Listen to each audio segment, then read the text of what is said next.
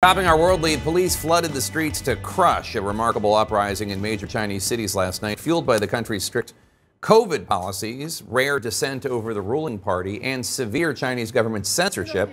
On Monday, police in Shanghai ordered citizens to delete any photos or videos of the protests. They even took subway passengers' phones, apparently deleting social media apps such as the popular WeChat, which is already heavily censored by Chinese authorities. Let's get right to CNN's Selena Wang in Beijing, China for us. Selena, in some cases, police are even going further than that.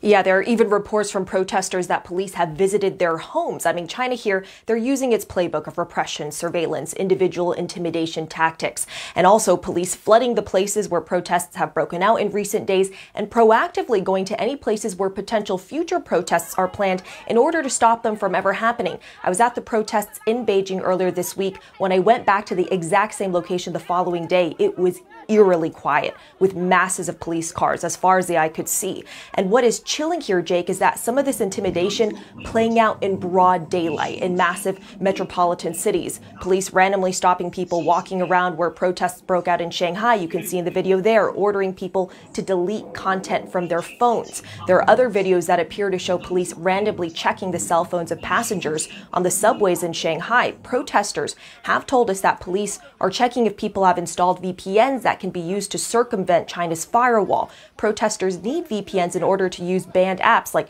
Twitter and messaging apps like Telegram for communication.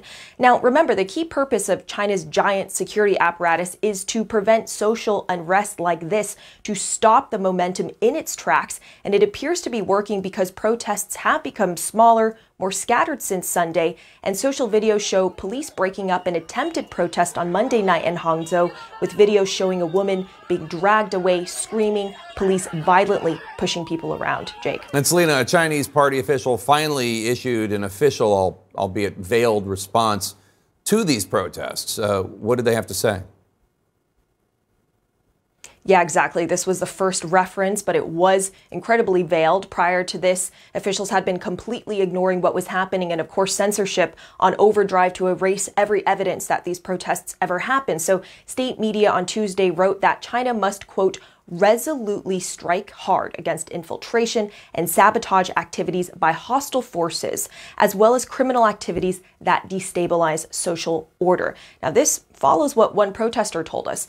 This protester was part of a large group of people that were detained on Saturday night. This person said police told them they had been used by ill-intentioned people who want to start a color revolution. This person also said that the large group of detained people had their fingerprints, retina patterns collected, other personal information. A reminder here, Jake, that this is a police state that these protests had occurred under. Yeah. A shocking, extraordinary event.